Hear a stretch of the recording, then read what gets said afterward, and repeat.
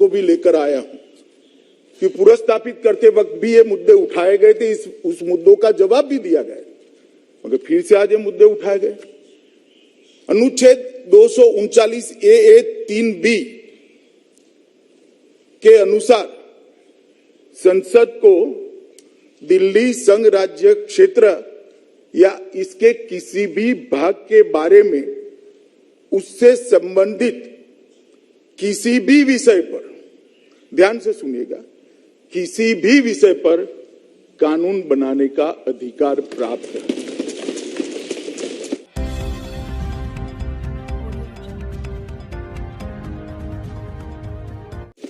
यहां एक अलग प्रकार से बात की जाए, राज्यों के अधिकार, राज्यों के अधिकार, राज्यों के अधिकार। केजरीवाल साहब भी इसकी दुहाई देते हैं, राज्यों के अधिकार, राज्यों के अधिकार। मैं इसलिए एक शब्द पर भार दिया, किसी ने नहीं सुना, दिल्ली संघ राज्य। ऐसा विधेयक मैं महाराष्ट्र में नहीं ला सकता, ऐसा विधेयक मैं गुजरात बंगाल में नहीं ला सकता, ना केंद्र सरकार ला सकती। मगर राज्य और संघ राज्य का अगर अंतर मालूम नहीं है तो मुझे लगता है कि ध्यान से संविधान को पढ़ना चाहिए। अभी जो मैं विधेयक लेकर आई हूं मान्यवर, वो संघ राज्य के संबंधित है और राज्यों के अधिकार, राज्यों के अधिकार, धारा 246, ये सारी चीजों का आप उपयोग कर किसको गुमराह करना चाहते हैं? मैं आपको बताना चाहता हूं माननीय अध्यक्ष जी, ये विधेयक हम बिल्कुल संविधान प्रदत्त शक्तियों के अनुरूप लाए हैं और पूर्णतया संवैधानिक विधेयक है, क्योंकि दिल्ली संघ राज्य है और संघ राज्य की किसी भी बात पर, दिल्ली संघ राज्य की किसी भी बात पर लेजिस्लेशन लाने का भारत सरकार का अधिकार, और ये अधिकार का उपयोग क्यों किया, इस पर भी सवाल उठाए गए, इस पर भी मैं बाद में जवाब दूंगा। मैं थोड़ा आगे कहता हूं कि एक बात बताई गई, 2011 में ये विधेयक दिल्ली सरकार में पारित किया गया था, संशोधन, और अब आप इसको कैसे अमेंड कर सकते हो या तो कैसे बदल सकते हो। संविधान के अनुच्छेद 239 ए 3C के तहत इस देश की संसद को राष्ट्रीय राजधानी क्षेत्र दिल्ली की विधानसभा द्वारा बनाए गए किसी भी कानून को संशोधित करने का, उसके स्वरूप बदलने का या तो उसको निरस्त करने का अबाधित अधिकार है। और जो लोग हम पर आरोप करें, मैं उनको बताता हूं, ये हमारे समय में नहीं हुआ है। अधीर रंजन भी सुन ले, ये हमारे समय में नहीं हुआ है। ये संविधान के अंदर प्रोविजन ऑलरेडी है। संविधान को मेरे जैसे सादे चश्मों से देखोगे तो दिखाई पड़ता होगा, राजनीतिक चश्मों से देखोगे तो नहीं दिखाई पड़ेगा। चश्मे साफ करने का सवाल है माननीय अध्यक्ष जी, बाकी तो बहुत स्पष्ट लिखा है और सब भाषाओं में है। जो हिंदी पढ़ते हैं उसके लिए हिंदी में है, बंगाली पढ़ते हैं उसके लिए बंगाली में है, अंग्रेजी पढ़ते हैं उसके लिए अंग्रेजी में, मराठी पढ़ते हैं उसके लिए मराठी में है, सब भाषाओं में है। हाँ, गुजराती में मैं इसी से पढ़कर आया हूं, आप पढ़कर आइए, इतना ही कहता हूं। मान्यवर, अनुच्छेद 246 आर का जो उल्लेख किया गया वो निर्वाचन की विधा के संबंधित है। इस बिल में ध्यान से जिसने देखा होगा उसको मालूम होगा, निर्वाचन की कोई प्रक्रिया के साथ हमने कोई छेड़खानी नहीं की। उल्टा सुझाव आया कि डायरेक्ट चुनाव कर लेते हैं। अरे भाई, हम नहीं कर सकते हैं, संविधान हमें नहीं परमिशन देता है। माननीय अध्यक्ष जी, एक बहुत बड़ा भ्रांति फैलाने का जो प्रयास हो रहा है, मैं उसको सिरे से खारिज करता हूं। ये पूर्णतया संविधान प्रदत्त शक्तियों से लाया गया विधेयक है। इसमें संघ राज्य की शक्तियों पर कोई अतिक्रमण नहीं है और ना हम करना चाहते हैं। माननीय अध्यक्ष जी, उन्होंने कहा, मैं एक पैराग्राफ पढ़ना चाहता हूं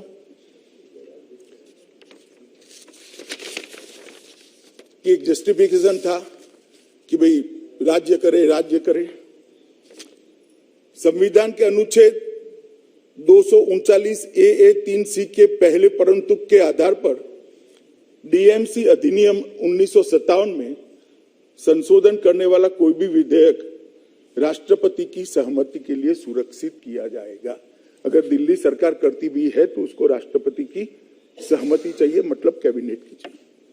इसके अलावा संसद के पास केंद्र शासित प्रदेश जीएनसीटीडी के लिए किसी भी मामले अर्थात तीनों सूचियों में कोई भी मामला के संबंध में कानून बनाने का समवर्ती शक्तियां प्रदत्त है। इसके अलावा अनुच्छेद 239 ए 3C के दूसरे प्रावधान के तहत भले ही संशोधन अधिनियम को सहमति दी है, संसद किसी भी समय एक ही समान मामले के संबंध में कोई भी कानून बना सकती है, जिसमें कानून में संशोधन करना, अलग अलग करना, निरसन करना सब शामिल है, जो राज्यसभा की विधानसभा के द्वारा ही बनाएगा। मान्यवर, ये मैं एक नोटिंग पढ़ रहा हूं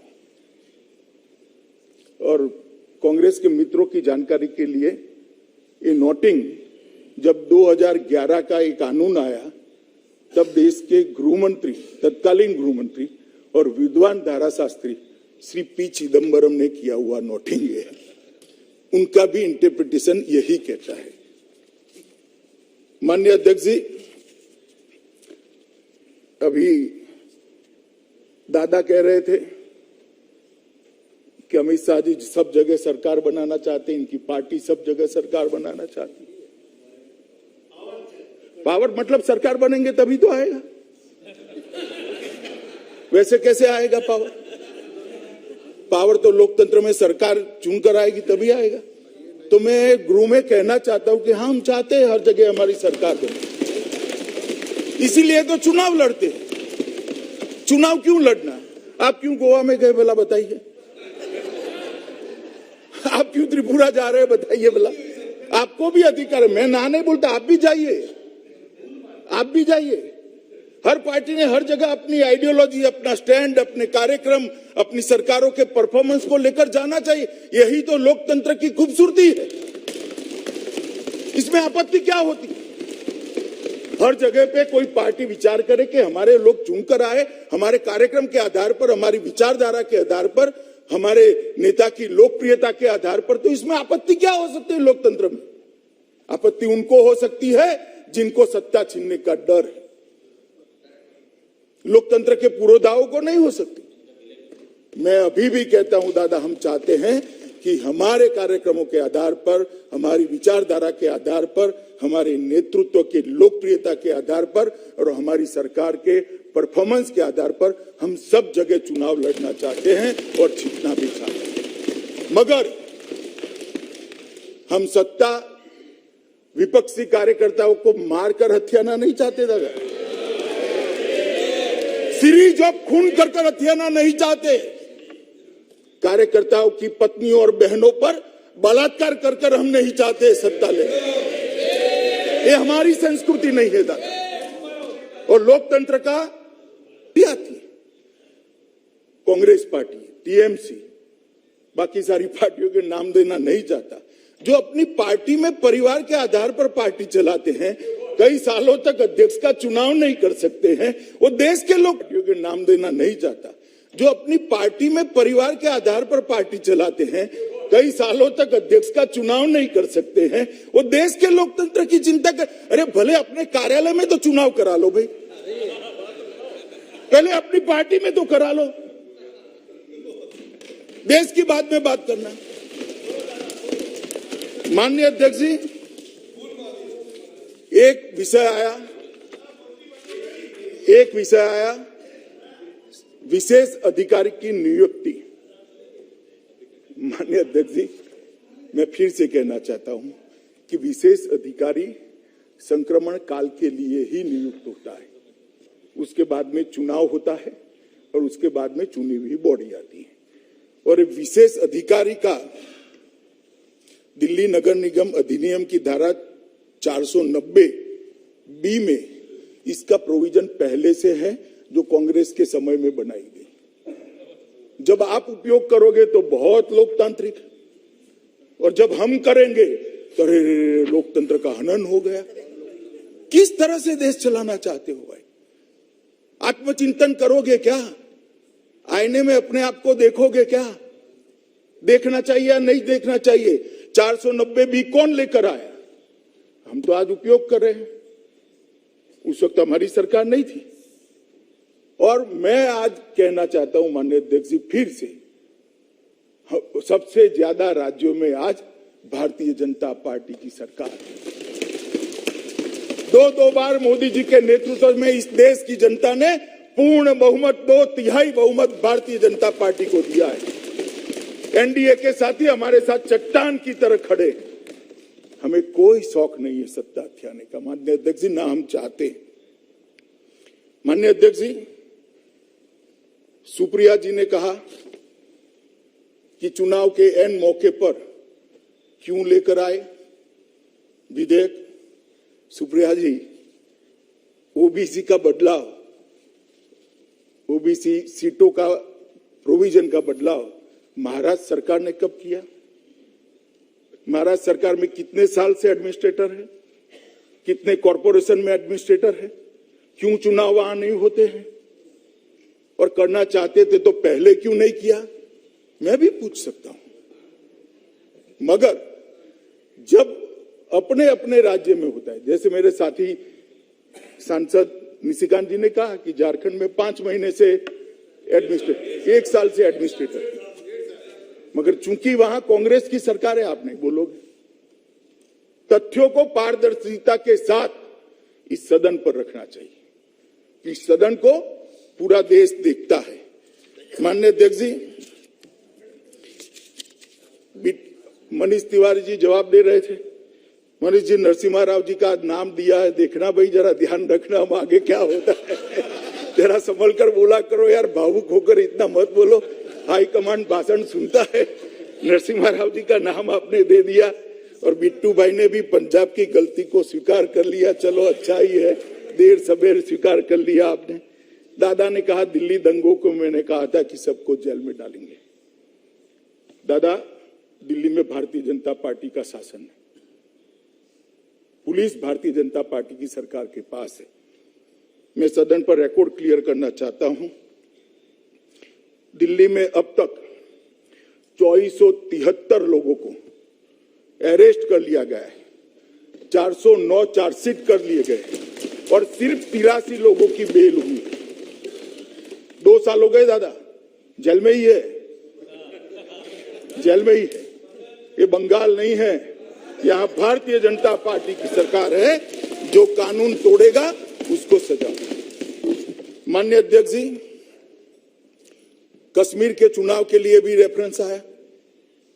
मेरा भाषण सदन के रिकॉर्ड पर है, कोई भी उठाकर देख सकता है, फिर से सुन सकता है, यूट्यूब पर भी है, आप भी उपलब्ध करा सकते हो। माननीय अध्यक्ष जी, मैंने स्पष्ट कहा था कि पहले पंचायत के चुनाव होंगे, उसके बाद में डिलिमिटेशन होगा, उसके बाद में चुनाव होंगे, और उसके बाद में पूर्ण राज्य का स्टेटस हम वापस देंगे। पंचायत के चुनाव हो चुके हैं, कोई हिंसा के बगैर जिला पंचायत के चुनाव समाप्त हो चुके हैं। डिलिमिटेशन समाप्त होने के कगार पर है, और मैं फिर से सदन पर कहता हूं, गृह में कहता हूं कि डिलिमिटेशन होने के बाद सभी दलों से चर्चा कर हम तुरंत चुनाव कराएंगे। हमें कोई शौक नहीं है राष्ट्रपति का। माननीय अध्यक्ष जी, एक रेफरेंस आया कि कैंटोनमेंट बोर्ड भी यहाँ है, एनडीएमसी भी यहाँ है। आपने कहा कि राष्ट्रपति भवन, प्रधानमंत्री निवास, संसद भवन सब एनडीएमसी में आता है। मुझे मालूम नहीं था, वरना मैं थोड़ा डिटेल में बताता। मेरा कहने का उद्देश्य था कि एक माहौल जो बनता है राजधानी का, वो सिर्फ एनडीएमसी से नहीं बनता है। और कैंटोनमेंट बोर्ड हम नहीं मिला सकते हैं। गौरव जी कहते थे अभी है नहीं, परंतु देश भर में कंटेनमेंट बोर्ड अलग ही है। ये कोई दिल्ली की व्यवस्था नहीं है, देश भर में अलग है और कुछ कारणों से अलग रहना भी चाहिए। अगर इस पर पुनः विचार होगा और इस पर कानून बदला जाएगा तो यहाँ का भी होगा। हाँ तो होता ही है, अभी चुनी हुई बॉडी ही है, वहां पर चुनाव हो, इसमें कोई आपत्ति नहीं है। और ढेर सारी कमेटियों के रिपोर्ट को यहाँ पर रखा गया। माननीय अध्यक्ष जी, मैं इतना ही कहता हूं कि कमेटियों को रिपोर्ट जब जब भी आए, हर सरकार ने इस पर चर्चा करी, इसकी फाइलें भी उपलब्ध है। और चर्चा के बाद ये सारे प्रश्न जो अभी उपस्थित हुए थे, ये प्रश्नों को नजर में रखते हुए ही निर्णय नहीं लिए गए, क्योंकि कमेटी की रिपोर्ट सिर्फ 3 निगम बनाना नहीं था, इसके साथ ढेर सारी चीजें थी। रेवेन्यू शेयरिंग का पावर, रेवेन्यू शेयरिंग की फॉर्मूला थी, कुछ एक्स्ट्रा अधिकार देने की बात थी। ये सारी बातों पर एक साथ अगर कोई एक पैकेज होता है तो ये 3 निगम मैं भी मानता हूं आज भी वायबल हो सकते हैं। जैसे एक रिपोर्ट में है, पहले सेल टैक्स था, जीएसटी शेयरिंग की बात है। अब एक करे बगैर हम कैसे निगम चल रहा है? नहीं चल सकता। और देख लिया कर 10 साल तक देखा है। और जिन लोगों ने कहा कि भाई पहले क्यों डिलिमिटेशन नहीं करा, काफी सांसदों ने, 3 सांसदों ने कहा, मैं इनको बताता हूं कि एकीकरण करने के पहले डिलिमिटेशन हो ही नहीं सकता। नया यूनिट बनता है, उसके बाद में सीटों का बंटवारा होता है, वार्डों का बंटवारा होता है। डिलिमिटेशन करेंगे तो किस अधिकार के तहत करेंगे? क्योंकि निगम तो 3 अलग है। जब तीनों निगम एक होंगे, एक निगम होगा, उसके बाद ही डिलिमिटेशन हो सकता। और इतनी सारी चीज पर इतनी शंका करने की जरूरत क्या है भाई? देश के बहुत बड़े हिस्से पर भारतीय जनता पार्टी का शासन है, बहुत बड़े हिस्से पर है। और ये दिल्ली की 2 करोड़ की आबादी के म्युनिसिपल कॉर्पोरेशन, वहां पर भी हमारे निगम जाएंगे, आप पार्टी के नहीं जाएंगे। हमारे निगम की जब तिथि समाप्त हो जाएगी तब हमारे निगम चले जाएंगे, हमारे काउंसिलर घर पर बैठेंगे और एडमिनिस्ट्रेटर आएगा, स्पेशल ऑफिसर आएगा। सीटों का सवाल उठाया गया। दादा कहते थे कि सीटें 250 बहुत ज्यादा है। दादा मैं तो 272 से 250 कर रहा हूं, 250 बढ़ाई नहीं है, जो ज्यादा थी नहीं, मगर ज्यादा थी इसको कम कराए। पहले समझिए, कम कर रहा हूं, आप समझे ही नहीं हो बिल्कुल। मुंबई के अंदर वार्डों की संख्या 227 है। अब 2 करोड़ की आबादी वहां है, यहां पर आबादी इतनी है, हमने 250 करी है। क्या ज्यादा कर लिया? थोड़ी आबादी मुंबई से ज्यादा ही है और आपके यहां भी 227 वार्ड है। तो सीटों की संख्या पर भी शंका करना। कहते हैं कि सीट का आंकड़ा कहां से लाए? चलो भाई, मैं मान लेता हूं कहां से लाए, मैं बताता हूं कहां से लाया। मगर 2011 में 272 कहां से लाए? ज्योतिषी को पूछकर लाए थे क्या? वो ऐसे ही एक्ट में आया था।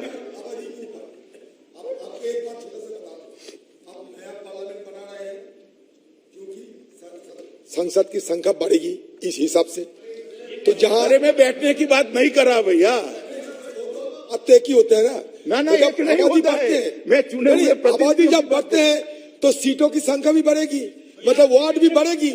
272 तो ज्यादा होना चाहिए। अरे बैठिए बैठिए अधीर रंजन जी, बैठिए 2 मिनट बैठ। आप नहीं, मैं आपको और ज्यादा समझाता हूं जिससे आप समझ पाओ। मैं कर रहा हूं कि आपने सवाल उठाया, विपक्ष के कुछ मित्रों ने, कि 272 की संख्या, 250 की संख्या कैसे तय की?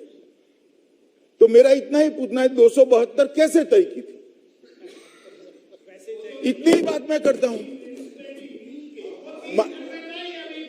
भाई। वो ठीक है, मगर 3 में भी 272 सदस्य नहीं थे उस वक्त 272 नहीं थे। आंकड़ा कैसे आया? ऐसे ही अनुमान से आता है, कोई आंकड़ा तो रखना पड़ेगा।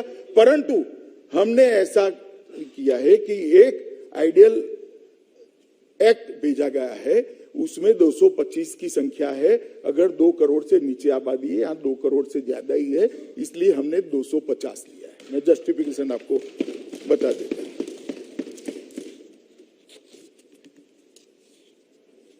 गौरव गोगोई जी ने कहा कि दिल्ली में कितनी दुर्दशा है, ये है वो है, और स्पेशली उन्होंने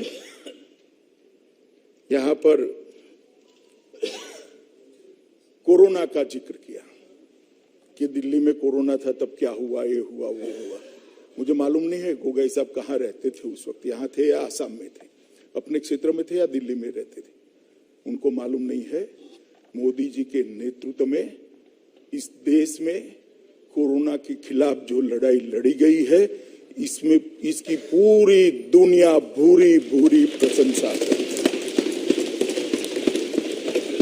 130 करोड़ की आबादी को टीका लगाना, सबको अपने मोबाइल पर इसका सर्टिफिकेट मिल जाना, 2 टीका लगने के बाद कंप्लीट वैक्सीनेशन का सर्टिफिकेट मिल जाना, 9 दिन के अंदर ऑक्सीजन के उत्पादन को 12 गुना बढ़ाना, दुनिया भर से क्रायोजेनिक टैंकर लाकर उसको हवाई जहाज और स्पेशल ट्रेन से हर देश के कोने में भेजना और लाखों लोगों की जान बचाना।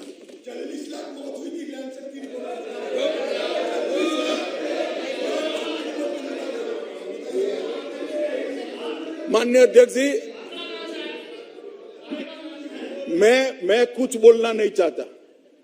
मैं अधीर रंजन जी को इतना ही कहना चाहता हूं कि आपकी सरकारों ने भी, मैं ही वीडियो कॉन्फ्रेंस कंडक्ट करता था, हर मुख्यमंत्री जी ने मोदी जी का धन्यवाद किया है।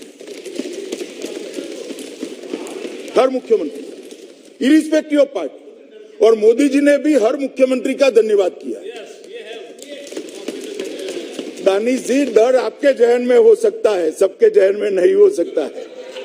सब कुछ डर कर नहीं होता है, म्यूचुअल अंडरस्टैंडिंग भी होती है, और प्रयासों को, विरोधियों के प्रयासों को, राजनीतिक विरोधियों के प्रयासों को भी सराहने की स्पिरिट भी होती है। और इस स्पिरिट के तहत मुख्यमंत्री जी ने भी, प्रधानमंत्री जी ने भी सभी मुख्यमंत्री को धन्यवाद किया है कि आपने बहुत अच्छा काम किया, और एक बहुत अच्छे माहौल में। और ये कह रहे थे कि आप पार्टी को, गौरव भाई कह रहे थे आप पार्टी को काम नहीं करने दिया। गौरव भाई, आपको मालूम नहीं है, मुख्यमंत्री ने मेरे साथ आने के लिए मना कर दिया था। मैं गया था लोकनायक जयप्रकाश अस्पताल के अंदर, लाशों के ढेर लगे थे, उन्होंने मुख्यमंत्री सब, आप पार्टी को नहीं करने दिया बोले है। भाई मैं लिखता हूं ना,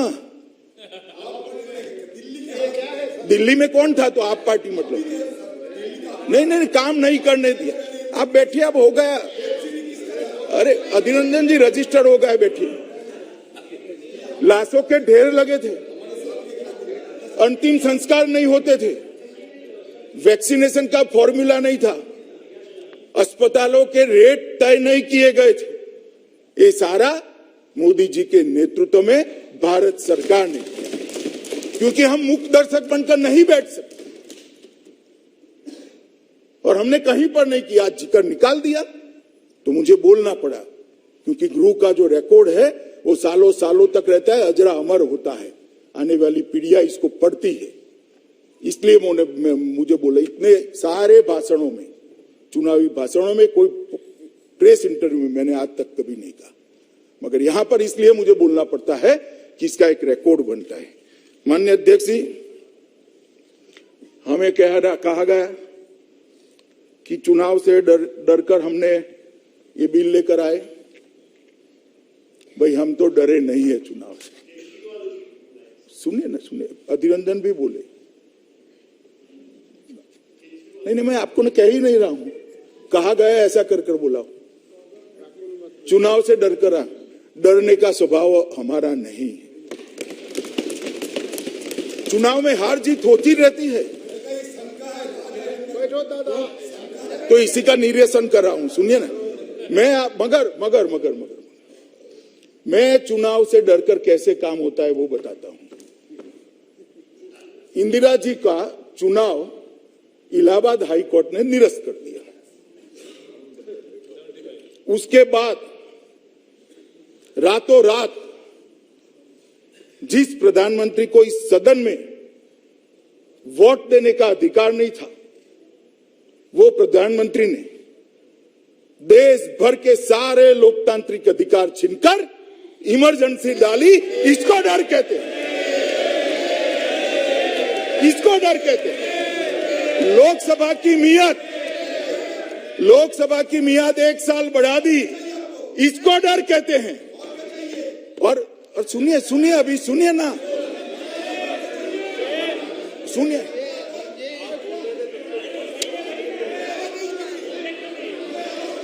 माननीय अध्यक्ष जी, इमरजेंसी डर कर लाई गई थी।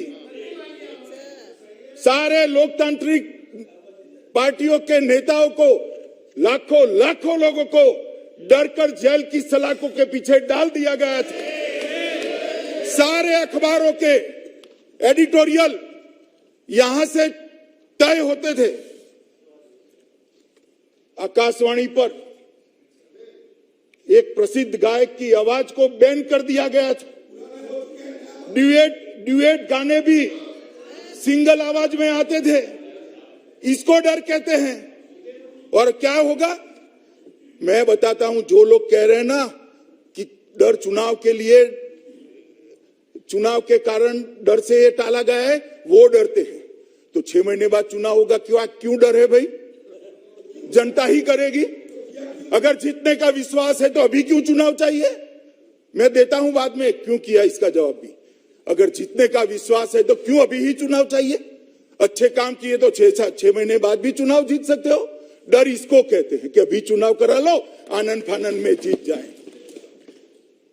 मगर माननीय अध्यक्ष जी, मैं कहने आया हूं कि अगर किसी को डरना है तो किसको डरना है? ये 5 राज्यों के चुनाव का हवाला देकर कहते हैं कि परिणामों से भारतीय जनता पार्टी डर गई और आप पार्टी से डर गई। उत्तर प्रदेश में आप पार्टी 349 सीटों पर चुनाव लड़ी, सभी पर जमानत जब्त। उत्तराखंड में 70 सीटों पर चुनाव लड़ी, 68 सीटों पर जमानत जब्त। गोवा में 39 सीटों पर चुनाव लड़ी, 35 सीटों पर जमानत जब्त। पंजाब में अच्छा परफॉर्म करा, मणिपुर गए नहीं। हम किससे डरे भाई? मैंने सुना था, आपका भी बताता हूं, बैठो कांग्रेस का भी बताता हूं।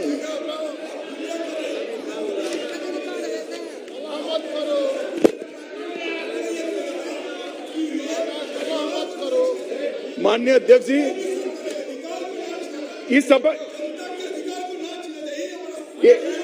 इस विषय पर भी मैं आता हूं भाई।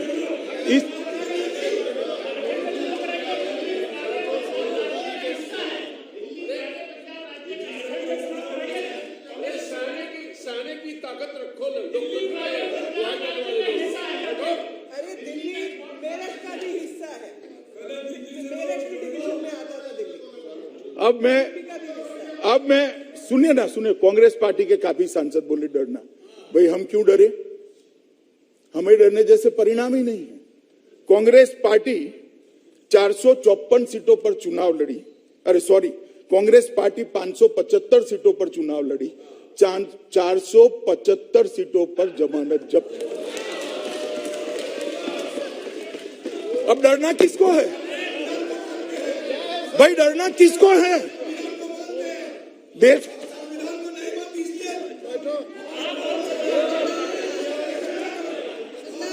माननीय अध्यक्ष जी, भारतीय जनता पार्टी के कोई कार्यकर्ता को डरने की जरूरत नहीं है। हमने 4 राज्यों में सरकार बनाई है और हमें पूरा भरोसा है कि मोदी जी के नेतृत्व में जहां पर भी चुनाव आएगा हम निश्चित जीत कराएंगे। हमें कोई डरने की जरूरत नहीं। और भाई मैं आपको बताना चाहता हूं, हम तो जब 2 थे तब भी नहीं डरते थे, अब तो 302 है। और यहां से उस वक्त तंज कसे जाते थे, जाते थे। मैं नाम नहीं बोलूंगा नेता का, वरना पॉइंट ऑफ ऑर्डर उठाएंगे, मगर तंज कसे जाते थे। हम दो, हमारे दो, उस पार्टी का आज विपक्ष के नेता का स्टेटस भी नहीं बचा। हम नहीं डरते। चुनाव से डरना क्या, हार जीत होती रहती है। जनता का फैसला है, हमने स्पिरिट है। मैंने यही कहा। आप ट्रांसलेशन मिस्टर सुरेश, मैंने ये ट्रांसलेशन मोड पर रखिए, आप ट्रांसलेशन मोड पर रखिए। मैंने यही कहा है कि हम 2 थे तब भी नहीं डरते थे, आज 302 है, क्यों डरे। ना अहंकार की बात है, ना गमी का विषय है। जनता का फैसला लोकतंत्र में सबको स्वीकारना चाहिए, और ये स्पिरिट भी, इसमें डर का कोई सवाल नहीं। माननीय अध्यक्ष जी, मैं अब बिल क्यों लेकर आया, इसका सवाल बार बार पूछा गया, मैं इसके बारे में बताना चाहता हूं। माननीय अध्यक्ष जी, ये 3 निगम एक निगम को 3 निगम में बांटने के बाद बहुत अच्छे स्पिरिट से शायद किया गया होगा। उस वक्त दोनों सरकारें एक ही पार्टी की थी, मगर उसके बाद यहां शासन बदला। 5वें दिल्ली के वित्त आयोग ने 3 नगर निगमों को 5वें वित्त आयोग ने 40,561 करोड़ रुपया, दादा सुनिए काम में, 40,561 करोड़ रुपया 5वें वित्त आयोग में, दिल्ली के वित्त आयोग ने देने के लिए अनुशंसा की थी। दिल्ली सरकार ने 7,000 करोड़ से कम दिया। मैं फिर से रिपीट करता हूं, 40,561 करोड़ रुपया वित्त आयोग की सिफारिश थी कि तीनों नगर निगमों को आबादी के प्रोरेटा में दिया जाए, सिविक सर्विस अपग्रेडेशन के लिए। स्टेट में दिल्ली के वित्त आयोग की बात करें, उसमें से 7,000 करोड़ से कम दिया। अब कहते हैं कि निगम नहीं चलते, हमारे सांसदों ने बताया, फिर भी निगम ने उनसे ज्यादा अच्छा काम किया है। अस्पताल भी ज्यादा बनाए, स्कूल भी ज्यादा बनाए, मगर एक घाटा कैसे भरा जाए। और मैं यह बात बताना चाहता हूं कि निगम इतने बनने के बाद आज जो घाटा है वो 11,000 करोड़ का है, और 32,000 करोड़ नहीं दिया गया। अगर ये 32,000 करोड़ देते तो 11,000 करोड़ का घाटा भी न होता, और 20,000 करोड़ सरप्लस होता, लोगों के काम होते। किसकी जिम्मेदारी है, किसकी जिम्मेदारी, इसके बारे में कोई नहीं बोलेगा। इसीलिए मैं कहता हूं, राजनीतिक से ऊपर उठकर इसको सोचना चाहिए, विचारना चाहिए। 40,000 करोड़ के सामने 7,000 करोड़ से कम दिया, 33,000 करोड़ कम दिया, फिर भी नगर निगम के तीनों मेयरों को मैं शाबाशी देना चाहता हूं कि सिर्फ 11,000 करोड़ रुपए का घाटा है। अगर पूरा दे देते तो 33,000 करोड़ में से 11,000 करोड़ निकाल दे, 22,000 करोड़ रुपया दिल्ली की जनता की सुखाकारी के लिए हमें और मिलेगा। इसके बाद भी माननीय अध्यक्ष, इसके डिटेल में जाने जैसा है।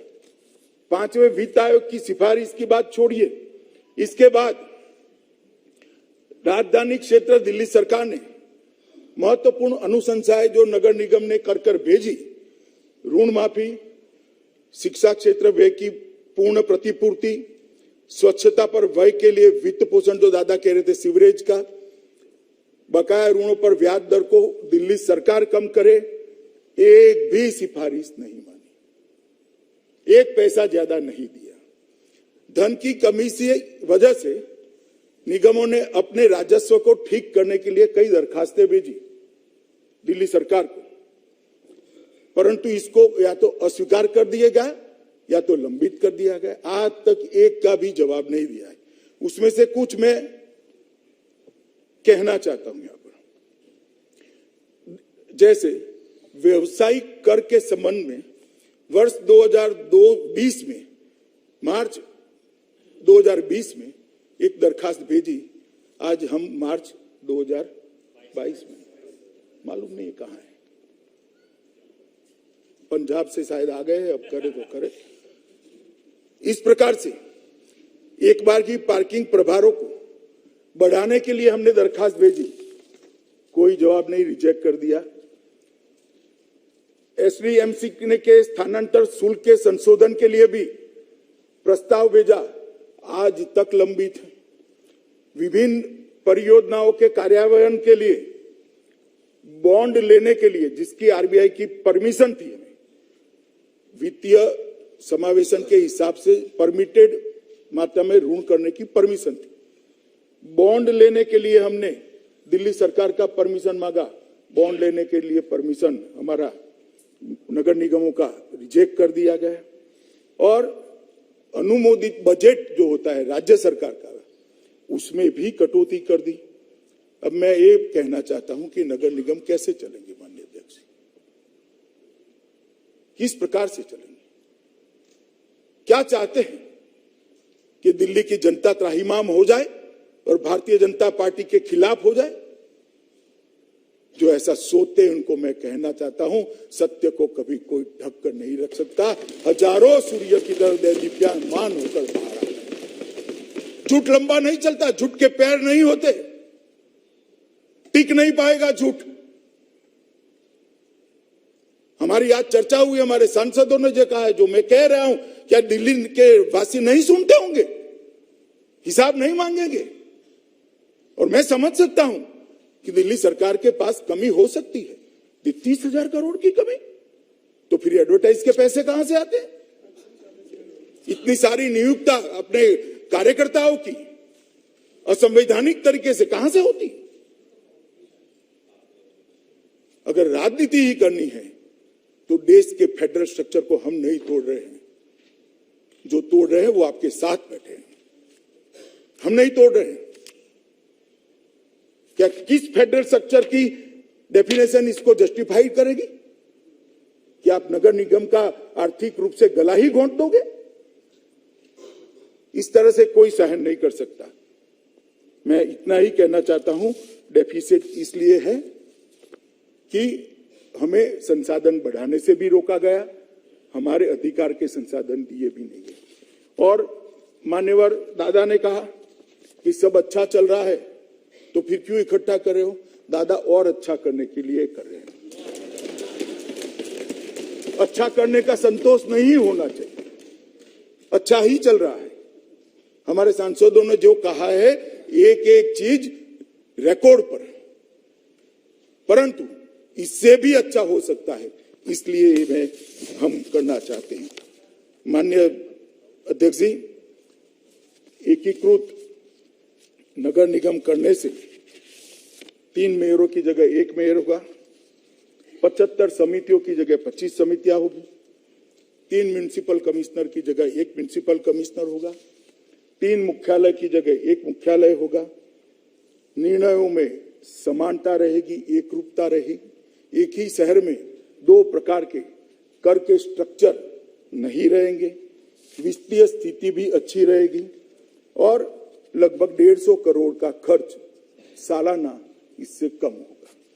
माननीय अध्यक्ष जी, मैं आज इतना ही कहना चाहता हूं कि भारत सरकार मुख प्रेक्षक बनकर नहीं रह सकती। दिल्ली देश की राजधानी है, देश की राजधानी की नगर निगम से यहाँ की सिविक सेवाओं के कारण पूरी विश्व भर में देश की छवि बनती है। अगर इतनी ओछी राजनीति दिल्ली राजधानी क्षेत्र के अंदर हो रही है तो हमें इंटरवीन करना ही चाहिए। न करते तो गलत था, इसलिए और उचित समय पर, क्योंकि 5 साल निगम के थे, समय समाप्त होगा तब तो एकीकरण करेंगे। चुने हुए प्रतिनिधियों का अधिकार कैसे ले लेंगे? नहीं ले सकते। और सवाल उठाया जा रहा है परिणामों के बाद पहले इसलिए नहीं किया था भाई, 3 महीना पहले के कहते कि चुनाव को प्रभावित करने के लिए किया, आप पार्टी को दबाने के लिए किया। हमने चुनाव की राह देखी, अब इसमें भी आपको अच्छा नहीं लगा, हम क्या कर सकते हैं। और मैं अभी भी कहना चाहता हूं, सारे सांसद, बहुत स्टडीड सांसद है, सबको कहना चाहता हूं कि जब भी बिल पर कोई आपके मन में, अधीर रंजन जी ने कहा हमें शंका है, एक फोन उठाकर अधीर रंजन जी मेरे साथ बात कर देते, मैं तो निरसन कर देता शंका का। इतने बड़े फ्लोर में आप ऐसा क्यों बोले भी, मुझे भी फोन कर लेते।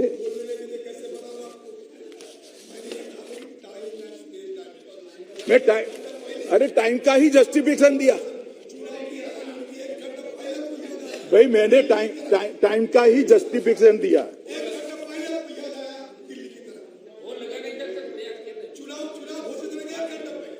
अरे भाई, ये वो प्रेस कॉन्फ्रेंस ही ये घोषणा करने की थी, आप उसको चुनाव की समझ बैठे। ये वो प्रेस कॉन्फ्रेंस ही ये घोषणा करने की थी।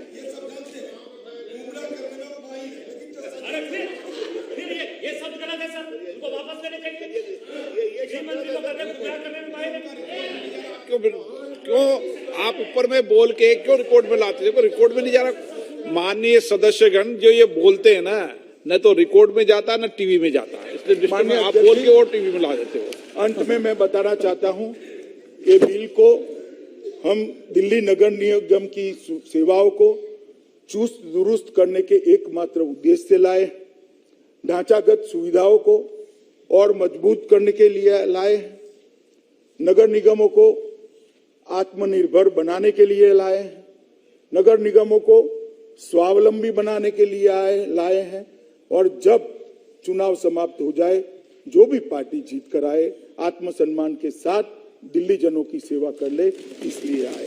अतः मैं सभी लोगों को निवेदन करूंगा कि पक्षापक्षी से ऊपर उठकर इस बिल को सर्वानुमत से आप लोग सहयोग दीजिए, ऐसा मेरा आप सभी से निवेदन है।